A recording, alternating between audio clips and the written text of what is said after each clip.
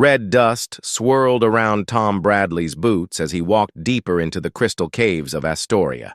The planet's twin suns cast strange shadows through the cave opening, making the walls shimmer with colors he had never seen on Earth.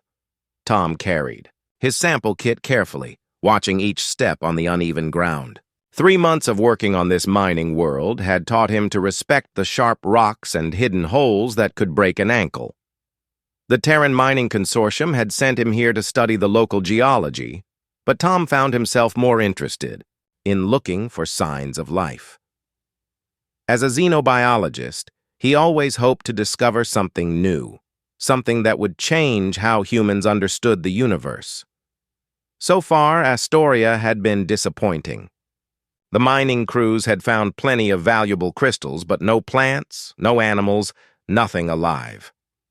Tom stopped at a section where the cave walls glowed with purple light.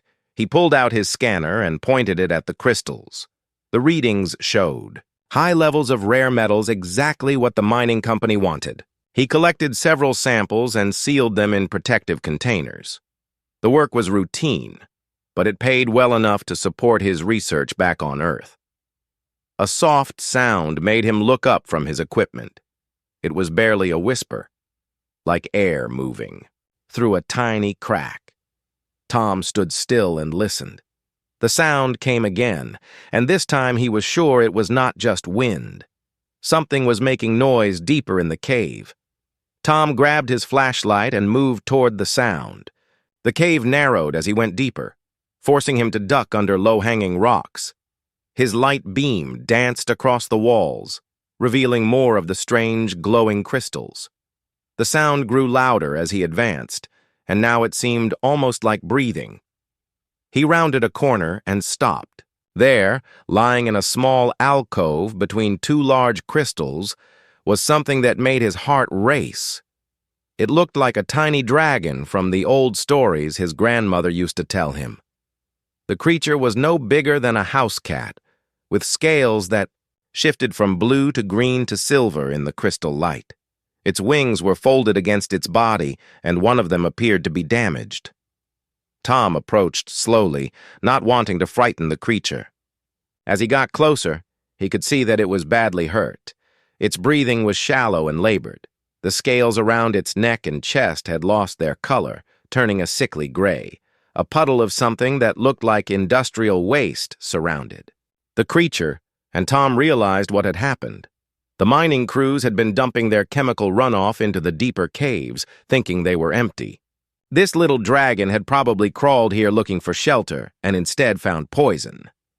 Tom felt anger rise in his chest. The company claimed they followed all environmental protocols, but clearly they were cutting corners to save money. He knelt beside the creature and opened his medical kit. The dragon's eyes fluttered open as Tom approached. They were large and intelligent, a deep amber color that seemed to glow from within. The creature looked at Tom without fear, as if it understood that he wanted to help. Tom had never treated an alien life form before, but the basics of medicine were universal. The dragon needed clean water and treatment for chemical burns. He pulled out antiseptic wipes and began gently cleaning the poisonous residue from the creature's scales. The dragon remained still, occasionally making soft chirping sounds that Tom found oddly comforting. As he worked, Tom noticed how remarkable the creature was. Its scales were not just beautiful but seemed to be functional, changing color slightly in response to his touch. The wings, despite the damage, showed intricate patterns that reminded him of butterfly wings, but much more complex. This was clearly an intelligent species, not just some wild animal. Tom used his emergency water supply to flush the chemicals from the dragon's wounds. The creature seemed to understand what he was doing and even moved slightly to help him reach difficult areas. When Tom applied healing gel to the worst burns, the dragon made a sound that was almost like a purr of gratitude. The damaged wing was the most serious injury. Tom could see where the chemicals had eaten through the delicate membrane. He had synthetic skin patches in his kit designed for human injuries, but he hoped they might work on alien flesh too. The dragon watched him work, its amber eyes never leaving his face. As Tom carefully applied the patches, he began talking to the creature in a soft voice. He told it that everything would be okay, that he would take care of it. The dragon seemed to respond to his voice, making small sounds that almost sounded like attempts at communication. When he finished treating the injuries, Tom realized he faced a difficult decision. Company protocol was clear about contact with alien life forms. He was supposed to report any discovery immediately and avoid direct interaction. The creature would be taken to a company lab for study, and Tom knew what that meant. Labs were not kind places for wild animals, even intelligent ones. Tom looked into the dragon's amber eyes and made his choice. He would break protocol. This creature was not just a scientific specimen, but a living being that deserved a chance to heal. He would keep the discovery secret and return daily to care for the dragon until it was strong enough to survive on its own.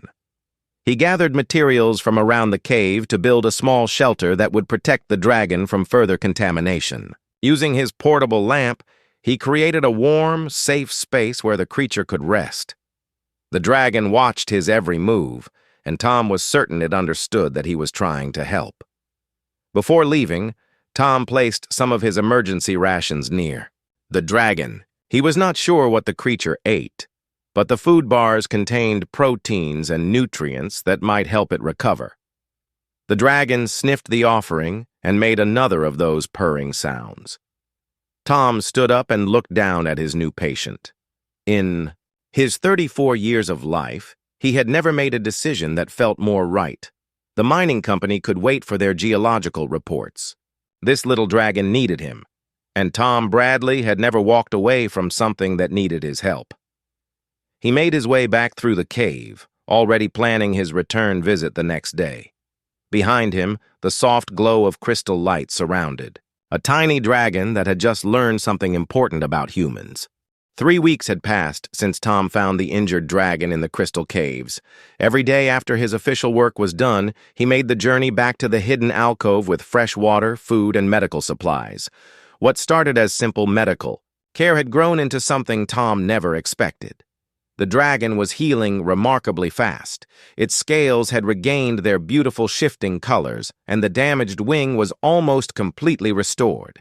But more surprising than the physical recovery was the bond that had formed between them. The creature seemed to anticipate Tom's visits, always alert and waiting when he arrived.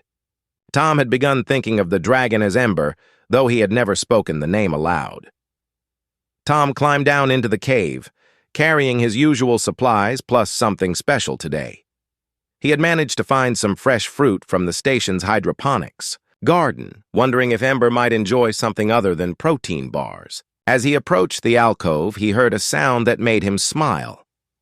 Ember was making soft musical notes, almost like singing. The dragon looked up as Tom entered their shared space. Over the weeks, Ember had grown slightly larger, now about the size of a small dog. The creature's amber eyes sparkled with what Tom could only describe as joy at seeing him. Ember stood and stretched, showing off the healed wing with obvious pride. Tom knelt down and opened his supply bag. Ember immediately came over to investigate, sniffing at the contents with obvious curiosity. When Tom pulled out the fruit, the dragon's eyes widened. Ember made a questioning chirp and tilted his head in a way that was almost comically human. Tom held out a piece of apple. Ember approached cautiously and took a small bite. The dragon's expression changed immediately, and Tom laughed as Ember made happy little sounds while eating. It was clear that fruit was much preferred to protein bars. As they shared the meal, Tom began his daily routine of checking Ember's injuries. The dragon submitted to the examination willingly, even lifting his wings so Tom could inspect the healing membrane. The synthetic patches had worked perfectly, and new tissue had grown around them. Tom pulled out his scanner to take readings of Ember's vital signs, something he had started doing to track the recovery. As the device hummed to life, Ember moved closer to investigate. The dragon had shown intense curiosity about all of Tom's equipment, but today something different happened. Ember made a series of complex sounds while looking at the scanner. The sounds had rhythm and pattern, almost like language. Tom stopped what he was doing and listened carefully. Ember repeated the sequence, then looked at Tom expectantly. Tom pointed to the scanner and said slowly, "Scanner." Ember cocked his head and made a sound that was remarkably similar to the word Tom had just spoken. It was not perfect, but it was definitely an attempt at human speech. Excited by this breakthrough, Tom began pointing to other objects and naming them. "Water," he said, holding up his bottle. Ember tried to repeat the word, managing something close to water in a voice that was musical and strange, but clearly attempting communication. Over the next hour, Tom introduced Ember to dozens of words. The dragon was an incredibly fast learner, memorizing not just the sounds but seeming to understand the concepts. When Tom said light and pointed to his flashlight, Ember made the connection immediately and repeated the word while pointing at the glowing crystals. But the real surprise came when Tom was packing up to leave. He always felt sad about ending their visits, wishing he could stay longer. As he stood up, Ember made a sound that was unmistakably Tom. The dragon had learned his name just from listening to him talk. Tom knelt back down, amazed. "You said my name," he whispered. Ember nodded, a distinctly human gesture, and repeated Tom more clearly. From that day forward, their relationship changed completely. Ember began greeting Tom by name and attempting to communicate about everything in their shared space. The dragon would point to objects and wait for Tom to provide the word, building a vocabulary with incredible speed. More remarkable was what Tom began to sense from Ember. During quiet moments when they sat together, Tom felt emotions that were not his own. He could sense Ember's contentment when they were together and the dragon's sadness when it was time for Tom to leave. At first, Tom thought it was his imagination, but the feelings were too clear and consistent to dismiss. One evening, as Tom prepared to leave, he felt overwhelmed with loneliness. It had been a particularly difficult day at work, with his supervisor criticizing his reports and questioning his dedication. As these feelings washed over him, Ember moved closer and pressed against his leg. The dragon looked up at Tom with those intelligent amber eyes and made a soft, comforting sound. Suddenly, Tom felt a wave of warmth and peace that definitely came from outside himself. Ember was not just sensing Tom's emotions, but somehow sharing his own calm and happiness. Tom realized that Ember's species must have some form of empathic ability. The dragon could feel his emotions and respond to them.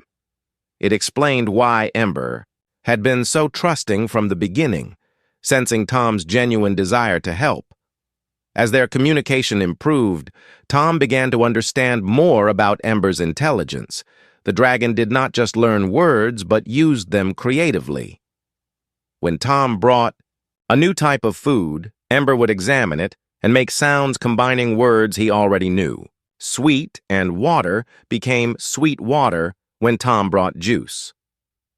Ember also began showing Tom things in the cave that he had never noticed. The dragon led him to areas where different types of crystals grew, pointing and naming colors in his growing vocabulary. Tom realized that Ember understood the cave environment in ways he never could. The dragon's physical abilities were equally impressive. Ember could hover for short distances, using his wings to navigate the cave with perfect precision. His claws could carve intricate patterns in the softer cave walls, and Tom watched in amazement as Ember created beautiful designs just for the joy of making them. But perhaps most remarkable was Ember's understanding of time. The dragon knew exactly when Tom would arrive each day and would be waiting. On the rare occasions when Tom was late, Ember would greet him with obvious relief and what sounded like gentle scolding. As the weeks passed, Tom found himself thinking about Ember constantly. The dragon had become more than just a patient or even a friend.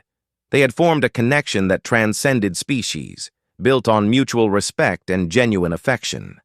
Tom knew his assignment on Astoria would end soon. The mining company would ship him back to Earth, and he would have to leave Ember behind. The thought made his chest tight with sadness. Ember seemed to sense his growing distress during their visits, often nuzzling against him in comfort. One evening, as they shared their usual meal, Tom tried to explain about his coming departure. Using simple words and gestures, he told Ember that he would have to go away soon. The dragon listened intently, those amber eyes never leaving Tom's face. When Tom finished explaining, Ember was quiet for a long moment. Then the dragon moved to a corner of their alcove and began working on something with his claws. Tom watched as Ember carefully carved patterns in the cave wall, creating what looked like a calendar with scratch marks for each day. Ember pointed to the marks, then to Tom, then made the universal gesture for "go away" that he had learned. The dragon understood that their time together was limited, and he was marking the days they had left. Tom felt tears in his eyes as he realized how much this small dragon had come to mean to him. In just 3 weeks, Ember had shown him what true communication across species could be. Their friendship had taught Tom more about intelligence and emotion than years of scientific study. As he prepared to leave that night, Tom felt Ember's peaceful emotions surrounding him like a warm blanket. The dragon was sad about the coming, separation, but there was also something else: gratitude, love, and a deep understanding that some bonds transcend time and distance. The transport ship would arrive tomorrow.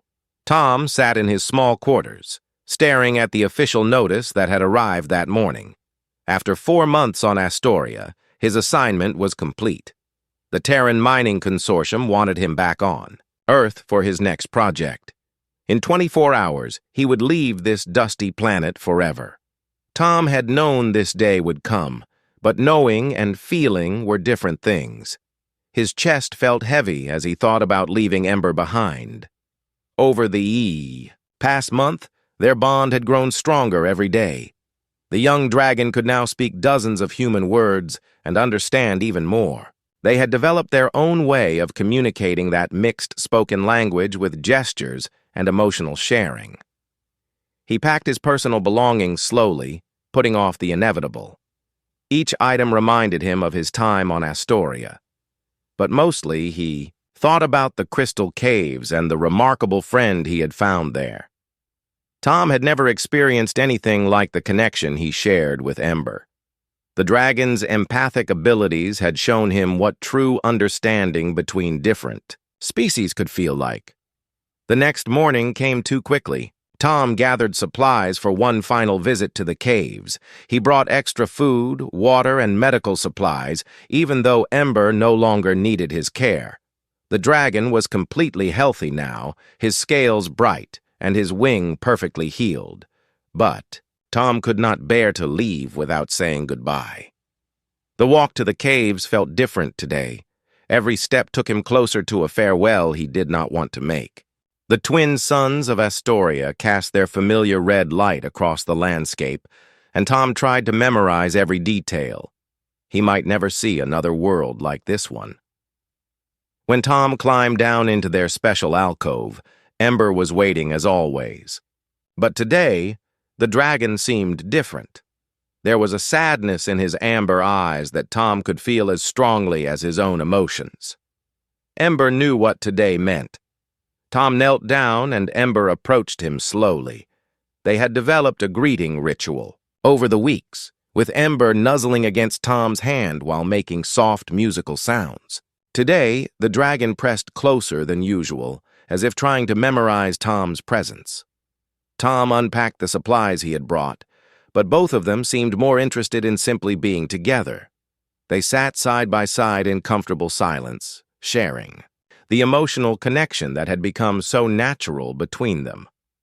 Tom felt Ember's gratitude and affection surrounding him like warm sunlight. After a while, Ember stood up and moved to a section of the cave wall where he often worked on his carvings. Tom had watched the dragon create beautiful patterns over the weeks, always amazed by the precision and artistry. But today, Ember was working on something different. The dragon used his claws to carefully carve shapes that Tom slowly recognized as pictures. There was a figure that looked like a human, obviously meant to be Tom. Next to it was a smaller figure with wings, clearly representing Ember. Between the two figures, Ember carved a symbol that looked like two hands touching. Tom watched in amazement as Ember continued working. The dragon created a series of images that told the story of their friendship, the sick dragon being found by the human caring for the dragon, the two figures sitting together in harmony. It was their entire relationship captured in stone. When Ember finished, he stepped back and looked at Tom expectantly. Tom reached out and traced the carvings with his finger, understanding immediately what Ember had created. It was a permanent record of their time together, something that would remain in the cave long after both of them were gone.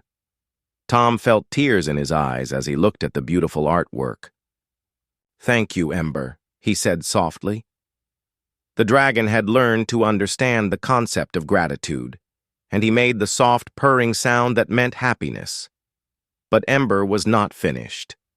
The dragon moved to another part of their alcove and began digging in the soft earth near one of the glowing crystals. Tom watched curiously as Ember worked, using his claws with the precision of a master craftsman. After several minutes, Ember pulled something from the ground. It was a crystal, but unlike any Tom had seen before. This one was perfectly clear and shaped like a teardrop. But most remarkably, it glowed with its own internal light, pulsing gently like a heartbeat. Ember held the crystal carefully in his claws and approached Tom. The dragon made a series of sounds that Tom had learned meant gift and friend and remember. Ember was giving him a farewell present. Tom accepted the crystal with shaking hands. It was warm to the touch and surprisingly light. The glow seemed to pulse in rhythm with his own heartbeat, and Tom wondered how Ember had created such a thing. The dragon's species was clearly capable of far more than he had imagined. Ember made more sounds, pointing to the crystal, and then to himself. Tom understood that the dragon was trying to tell him something important about the gift. The crystal was not just a pretty stone, but something more meaningful. Tom felt emotions from Ember that suggested the crystal was somehow connected to the dragon himself. Tom carefully placed the crystal in his supply bag, treating it like the precious gift it was. He looked into Ember's amber eyes and tried to convey how much their friendship meant to him.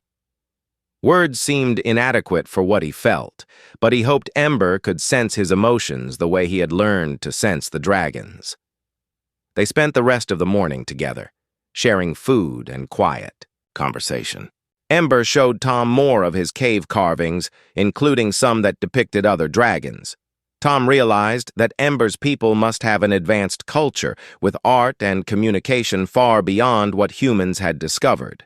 As the time for departure approached, both Tom and Ember grew quieter.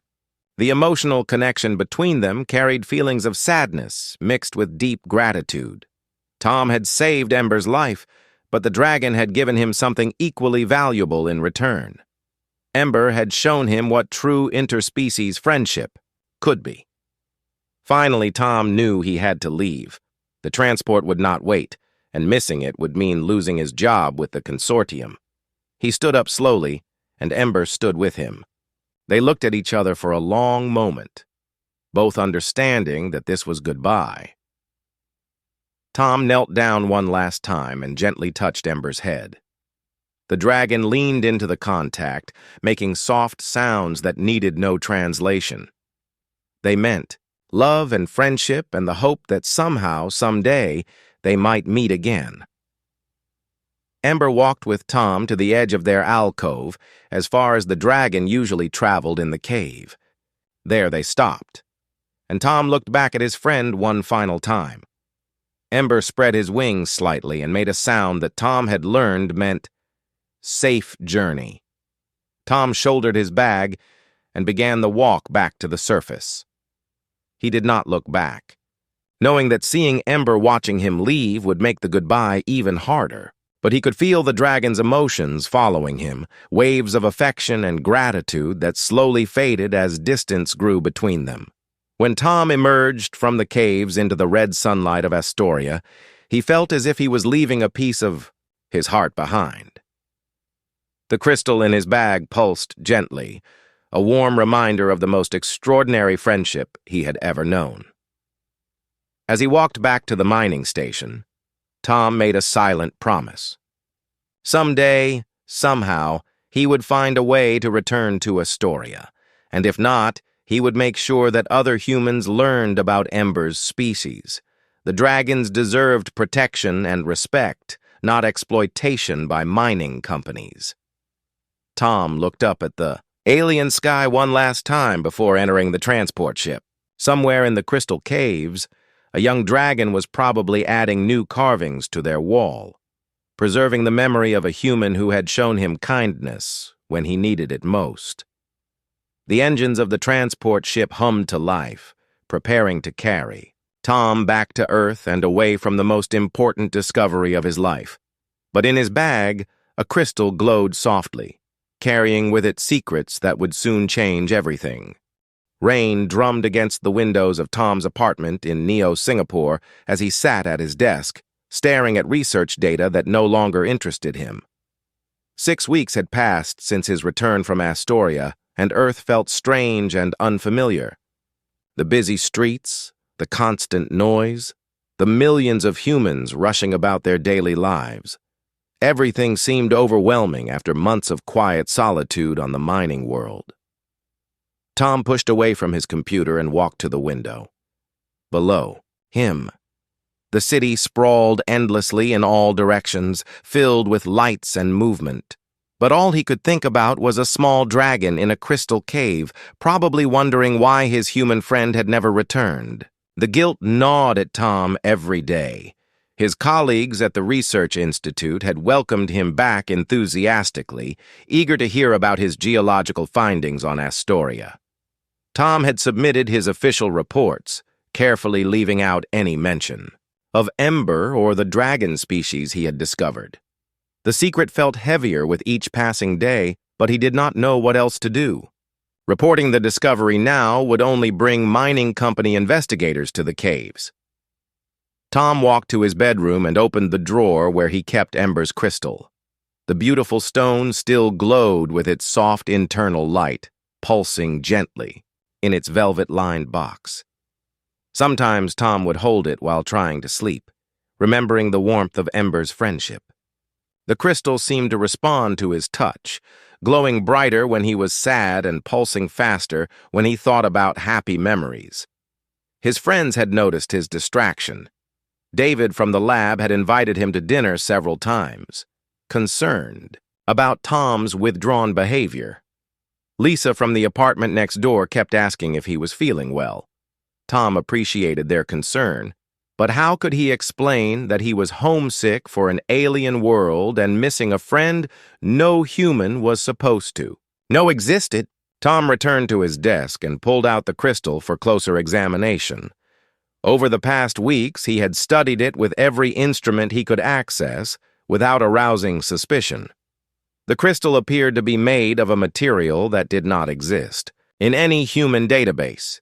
More puzzling were the microscopic structures he had found inside it, patterns too complex and organized to be natural. Tonight, Tom decided to try something different. He connected his most powerful microscope to the computer and positioned the crystal under the highest magnification setting. As the image appeared on his screen, Tom caught his breath. The structures inside the crystal were moving. Tom adjusted the focus and magnification, trying to get a clearer view. What he saw made his hands shake. The patterns inside the crystal were not just moving, but changing, growing more complex by the minute. They looked almost like tiny machines, too small to see with the naked eye but clearly artificial. As Tom watched in fascination, the microscopic structures began forming new patterns. They created shapes that reminded him of circuit boards, then shifted to designs that looked like star maps. Tom realized he was looking at some form of nanotechnology, far beyond anything humans had developed. The crystal suddenly grew warmer in his hands. The glow increased until the entire room was filled with soft light. Tom heard a humming sound, barely audible but definitely coming from the crystal itself. The tiny machines inside were becoming more active, responding to something Tom could not detect. Tom's apartment security system chimed softly, indicating an unusual reading from the atmospheric sensors. He pulled up the security interface on his computer and saw readings that made no sense. The sensors were detecting electromagnetic patterns they were not designed to recognize, as if something was scanning the building from outside. The humming from the crystal grew louder. Tom held it up to the light, watching the nanotechnology inside pulse with increasing speed. The patterns were changing faster now, forming shapes that looked like mathematical equations and star charts. Tom realized the crystal was not just glowing, but communicating, sending signals into space. His computer began receiving news alerts faster than he could read them. Unidentified objects enter Earth space, scrolled across his screen, followed by global defense networks activate and world leaders called to emergency session. Tom felt his blood turn cold as he understood what was happening. The crystal in his hands had been transmitting their location to someone in space, and now they were coming. Tom ran to his window and looked up at the night sky. At first he saw nothing unusual, just the familiar lights of aircraft and satellites, but as he watched, new lights appeared. They were larger and brighter than anything that belonged in Earth's atmosphere, and they were moving with purpose toward the surface. The news feeds on Tom's computer updated constantly with reports from around the world. The objects were not just appearing over Neo-Singapore, but above every major city on Earth. Military jets scrambled to intercept them, but the objects ignored all attempts at communication or confrontation. Tom watched in amazement as the nearest object descended toward the city. It was enormous, easily the size of several city blocks, and it moved with impossible grace through the air. The ship, for it was clearly a ship, had an organic appearance, with flowing lines and surfaces that seemed to shift and shimmer like living scales. The crystal in Tom's hands pulsed brighter with each passing moment. Tom realized it was responding to the approaching ships, like a beacon calling its makers home. His apartment filled with harmonious sounds as the crystal resonated with signals from above. Other lights began appearing around the ship as it settled into a hover above the city center. These were smaller vessels, moving with the fluid grace of living creatures. Tom grabbed his binoculars and focused on the nearest small ship. What he saw made his legs go weak. The ship looked like a dragon, not exactly like Ember, but clearly the same species. It had wings of light that carried it through the air, and Tom could see the distinctive shape of an intelligent head turning to scan the city below. The dragons had come to Earth, and somehow Tom knew it was because of the crystal Ember had given him. The news reports were becoming more frantic. "First contact confirmed," flashed across multiple channels. "Alien vessels land in major cities worldwide. Dragons real, scientists confirm." Tom laughed, despite his shock at that last headline. Dragons were indeed real, and one of them was his friend. Tom's phone rang, cutting through his amazement. It was his supervisor at the Research Institute calling an emergency meeting for all xenobiologists. "Tom, you need to get down here immediately," Dr. Martinez said without preamble. "We're being asked to serve as interpreters for first contact. Your experience with alien environments makes you essential personnel." Tom looked at the glowing crystal in his hands, then at the dragon ships, hovering outside his window. "I'll be right there," he said, though he doubted any human interpreter would be needed. The dragons had their own reasons for coming to Earth, and Tom suspected those reasons had everything to do with a small crystal cave on Astoria and the friendship between a human and a young dragon. As Tom grabbed his coat and prepared to leave for the Institute, the crystal's glow suddenly shifted to a warm golden color that reminded him of amber eyes. Tom smiled despite his nervousness. Somewhere among those dragon ships, Ember was probably looking for him. The reunion Tom had hoped for was about to happen, but in a way he had never imagined.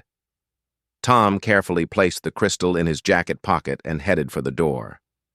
The world was about to change forever, and it had all started with a simple act of kindness in a cave on a distant world. As he stepped outside into the night air filled with dragon ships, Tom wondered if Ember would remember the human who had saved his life. The crystal pulsed once against his chest, warm and reassuring, and Tom knew the answer was yes. The emergency meeting at the Research Institute buzzed with nervous energy as Earth's top scientists gathered to discuss humanity's first contact with alien life. Tom sat near the back of the conference room, the crystal hidden in his jacket, pocket still pulsing with warm light. Around him, his colleagues debated protocols and translation methods, completely unaware that one of them already knew exactly who had come to visit. Dr. Martinez stood at the front of the room, pointing to satellite images of the dragon ships positioned above major cities worldwide. The vessels maintain perfect formation and show no hostile intent, she explained. However, they have not responded to any of our communication attempts. We need to establish contact before panic spreads further. Tom's phone vibrated with a message from the World Council's First Contact Committee. All xenobiologists were being asked to report to Central Park, where the largest dragon ship had landed. Tom's heart raced as he realized he might finally see Ember again, but surrounded by government officials and military personnel instead of the quiet peace of their crystal cave. The journey to Central Park felt surreal. Military checkpoints blocked most streets, but Tom's scientific credentials got him through. Crowds of people lined the barriers, some fearful and others excited, all trying to catch a glimpse of humanity's first alien visitors.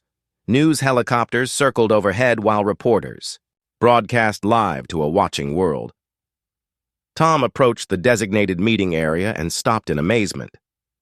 The dragon ship was even more beautiful up close, its surface flowing like liquid metal but warm and organic to the eye. It rested in the center of the park like a sleeping giant, easily 300 meters long and shaped like a massive dragon, with folded wings. Smaller ships surrounded it in protective formation. Government officials and scientists clustered behind safety barriers, watching nervously as nothing happened. The ships had been silent for hours, neither communicating nor showing any signs of movement. Military advisors whispered about defensive options, while diplomats prepared speeches of welcome that might never be heard. Tom felt the crystal in his pocket grow warmer as he approached the barriers. The pulsing increased until it felt like a second heartbeat against his chest. Something was responding to his presence, and Tom suspected he knew what it was. A section of the massive ship began to change, flowing like water until an opening appeared. A ramp extended to the ground, and figures began to emerge. Tom heard gasps from the assembled crowd as the dragons became visible. They were magnificent. Adult versions of Ember, each one unique, but sharing the same graceful proportions and intelligent amber eyes. Their scales shifted through every color imaginable as they moved, and their wings caught the sunlight like stained glass windows. The largest dragon, clearly their leader, approached the human delegation with measured dignity. Tom pushed forward through the crowd of scientists, ignoring calls for him to maintain position. The crystal in his pocket was almost burning now, and he felt an overwhelming urge to get closer. As he broke through the front line of observers, the lead dragon's head turned toward him. The dragon's eyes widened with what Tom could only describe as recognition. The massive being said something in a voice like distant thunder, and several of the other dragons turned to look at Tom as well.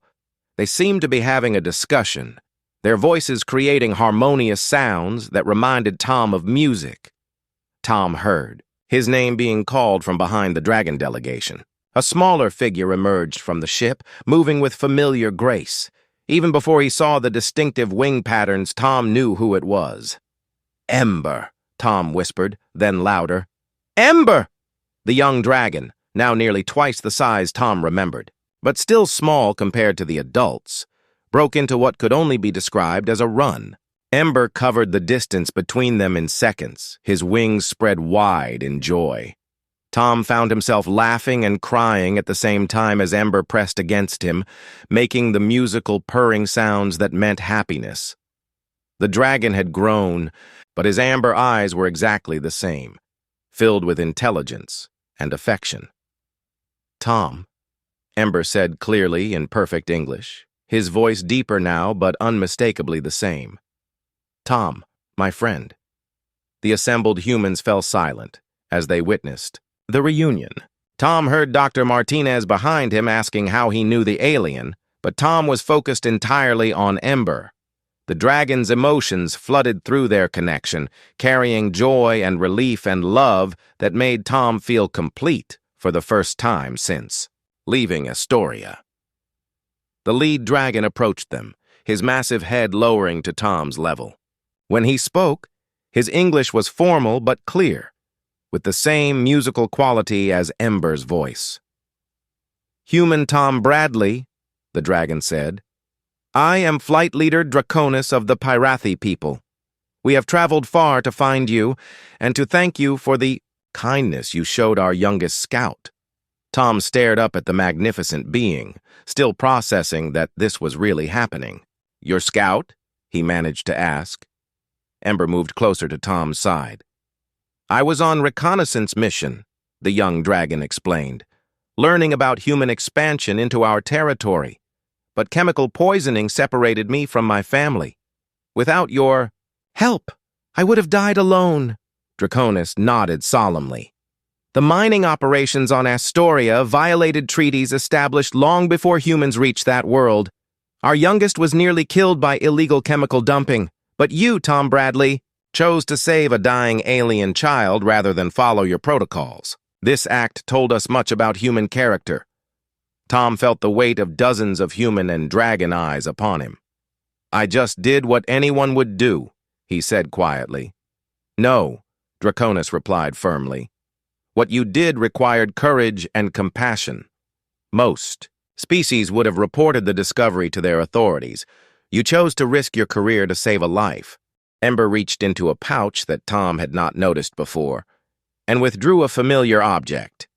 It was another crystal like the one in Tom's pocket, but this one was larger and more complex. "The gift I gave you contained nanotechnology that recorded your actions and emotions," Ember explained. "It transmitted everything to my people, showing them who you really are."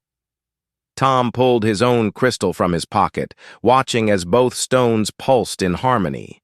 "You were studying me?" "We were studying humans," Draconis corrected gently. "Your species has expanded rapidly into space, and we needed to know if you were ready for contact with the greater galactic community." Ember's mission was to observe human behavior in secret. The young dragon lowered his head slightly, looking embarrassed. "I was not supposed to be discovered, but the mining chemicals made me careless, and I nearly died for my mistake." Tom reached out to touch Ember's snout, the same gesture of comfort he had used in the cave. "I'm glad you were discovered," he said. "Meeting you changed my life." Draconis spoke again, his voice carrying authority that silenced the murmuring human crowd. "The Pyrathi have watched many species develop space travel. Most are driven by conquest or greed. But Tom Bradley showed us that humans are capable of something rare: selfless kindness toward alien life." Dr. Martinez found her voice and stepped forward. "Are you saying that this was all a test?" "Not a test," Draconis replied. "An evaluation.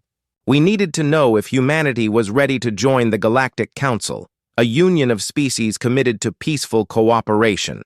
One human's actions do not represent all humans, but Tom Bradley's choices showed us your species' potential. Tom felt overwhelmed by the implications. What does this mean for Earth? Ember answered before his leader could speak. It means we want to be friends, Tom. Not just you and me, but our entire peoples. The Galactic Council has been waiting for humans to prove they value life over profit. You proved that when you saved me. Draconis gestured toward the assembled government officials. We come offering partnership, not conquest. Earth will be invited to join the Council, with full membership and protection under galactic law. The illegal mining on Astoria will end, and the world will become a protected preserve. Tom looked around at the faces of his fellow humans, seeing wonder and fear and hope in equal measure. Why me? He asked. Why am I involved in this? Because Ember requested it, Draconis said with what might have been a smile. He insisted that the human who saved his life should be the one to help bring our species together. If you accept, you will serve as Earth's first ambassador to the Galactic Council. Ember pressed closer to Tom, his emotions radiating excitement and hope. We could work together again, Tom. You could help humans understand that dragons are friends, not monsters from old stories. Tom felt tears in his eyes as he looked at his young friend, now grown but still the same caring being he had met in a crystal cave. The dragon who had taught him about true communication across species was offering him the chance to help build that communication for all humanity. I accept, Tom said, his voice stronger than he felt. I accept the position. And I accept the friendship of the Pirathi people. The assembled dragons spread their wings in what Tom somehow knew was a gesture of celebration. Ember made joyful musical sounds that were echoed by his people. Around them, humans began to cheer as they realized they were witnessing not an invasion, but an invitation to join something wonderful. 6 months later, Tom stood in the observation deck of the orbital station that had become Earth's embassy to the Galactic Council. Below him, Earth turned slowly in space, its blue surface marked now by dragon landing sites where cultural exchanges happened daily. Ember landed beside him with practiced grace, now serving as Tom's cultural liaison and still his closest friend. The young dragon had grown into his role as translator and teacher, helping humans understand the complex society of the galaxy. The Council approved Earth's application for full membership, Ember reported, his English now perfect but still carrying the musical tones of his people. Humans will have voting rights and protection under galactic law. Tom smiled as he watched. A dragon ship approached the station, carrying the latest group of human students who would learn galactic languages and customs. Hard to believe it all started with a sick dragon in a cave. Ember moved closer, sharing the warm emotions that had marked their friendship from the beginning. It started with a human who chose kindness over fear, the dragon corrected. That choice changed the fate of 2 worlds. Tom reached out to touch Ember's scales, still amazed by the beauty of his friend's form. Through the window, Earth continued its ancient rotation, but now it turned as part of a larger community. Humanity had taken its first steps into a galaxy filled with friends, and it had all begun with one simple act of compassion in a crystal cave on a distant world. The future stretched ahead of them, bright with possibilities that neither human nor dragon could fully imagine. But they would explore that future together, bound by a friendship that had already proven strong enough to change the universe.